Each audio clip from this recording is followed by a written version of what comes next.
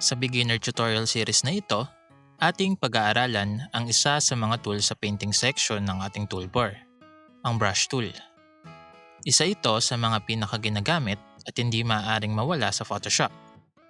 As a beginner, pag-aaralan natin ang kanyang settings, workaround at capabilities.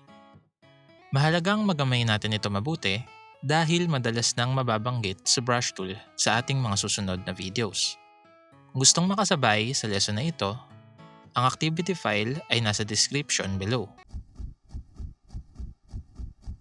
Ito ang ating brushes panel. Sa older versions ng Photoshop, ito ay tinatawag na brush presets. Dito makikita ang predefined brushes natin. Click natin ang brush tool or ang keyboard shortcut ay letter B. Click lang tayo at ma-activate na ang selected brush. Although maraming pagpipilian, ang pinaka-common at pinaka-ginagamit ay ang hard round brush at ang soft round brush. Ang hard round brush ay may solid edges, habang ang soft round brush ay mayroong feathered edges.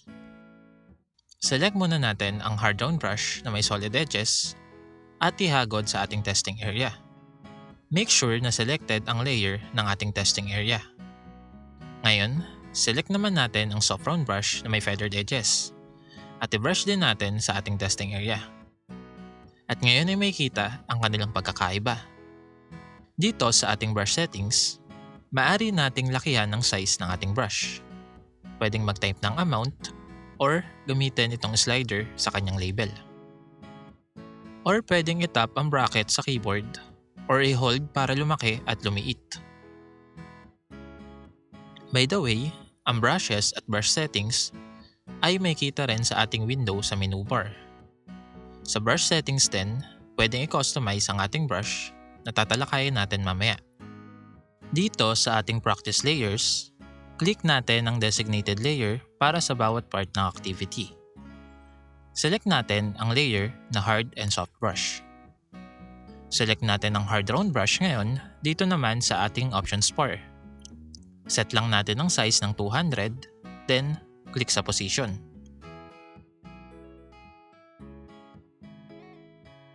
Set natin ng 150, click sa position. And lastly, sa 100, click sa position. Ngayon, select naman natin ang soft round brush. Pero this time, imbis na pumunta sa brush panel or options bar upang i-resize ang ating brush, right-click lang tayo sa canvas para lumabas ang brush setting. And then, dito tayo mag-type ng amount or gamitin ang slider sa label. Click lang natin sila one time with their specified size. First is 100 na nakaset na, then click sa center ng position. Huwag mag-alala kung sa tingin mo ay hindi sakto ang bilog sa activity. Ang importante ay tama ang pixel size ng brush according sa ating requirement. Right-click ulit, 150. Then, click sa position. Right-click sa last, 200. Then, click sa position. Ngayon, balik tayo sa hard round brush at pumunta tayo sa ating options bar. May makikita tayo dito na opacity and flow ng brush. Ang opacity ay ang opaqueness ng ating brush. Bawasan natin ng 50% ang ating opacity. Sa testing area, kapag nag-brush ako, ang nakikita natin ay parang gray. Pero ito ay black pa rin na may see-through or transparent effect lamang na 50%. Pansinin na kapag nag-brush ako at bumalik ako sa mga na-shaden na without releasing the mouse button, walang nagbabago. Unless, ire-release ko ang mouse button at magbabrush ulit ako sa area na napuna na. Pansinin ngayon na naging darker ang area na napuna na kanina. At gumagawa ng panibagong 50% opaque sa mga hindi pa na-brush kanina. Sa ating crossing lines, mapapansin na ang pinaka-dark ay ang nasa gitna dahil iyon ang nakatanggap ng pinakamaraming brush stroke. Ngayon, ibalik natin sa 100% ang opacity. Ang gawin naman nating 5% ang flow. Gamitin naman natin ngayon ang soft round brush. Without releasing the mouse button, kapag bumalik tayo sa mga part na nalagyan na ng brush paint, automatically niya itong dinadagdagan. Nag-work ang flow na para kang gumagamit ng isang airspray.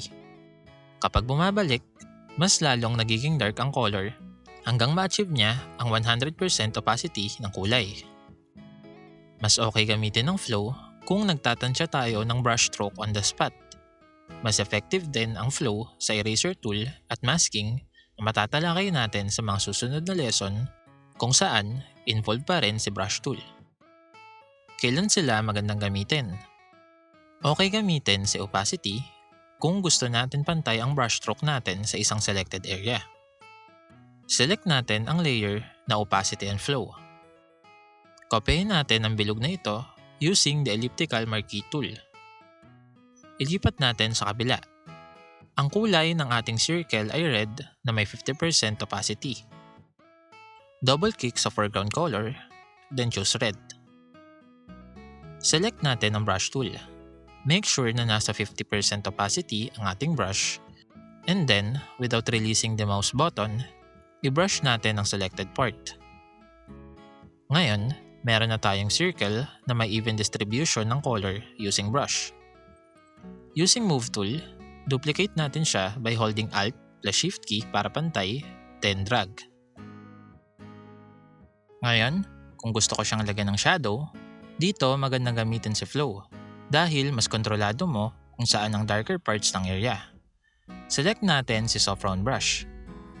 Press D para i-revert ang ating foreground color sa black. And make sure na ang brush flow ay nasa 5% at ang opacity ay nasa 100%. Then, by brushing, tansyahin natin ang shadows ng ating circle. Take notice na kailangan ng mas maraming hagod ang lower part dahil ito ang darkest area ng ating circle. Ctrl plus D to deselect. Punta tayo ngayon sa freehand. Right-click, select natin ang hard round brush. Set natin ang brush sa 30 pixel size. Make sure na 100% ang opacity and flow. Ang wave na ito ay pwede mong i-brush manually. Sundan lang natin ang line. Pero dahil mouse lang ang gamit natin, makakakita tayo ng inconsistency. Kung gusto na masundan ng maayos ang wave, sa ating options bar, makikita natin ang smoothing. Set natin sa 100%. Now, i-brush natin.